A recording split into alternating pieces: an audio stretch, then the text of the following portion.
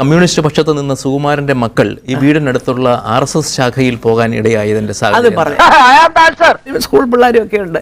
അപ്പൊ രാവിലെ സൂര്യ നമസ്കാരം പഠിപ്പിക്കും.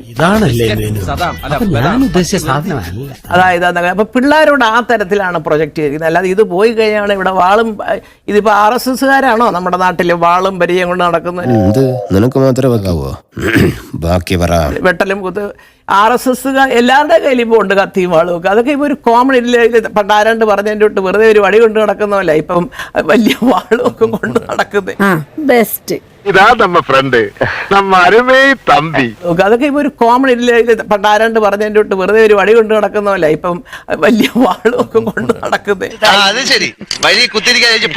പിള്ളേർക്കും ഇത് ഞങ്ങളാരും ഇങ്ങനെ RSS BJP അതൊന്നും പറഞ്ഞു വിട്ടിട്ടില്ല. സന്തോഷമായി.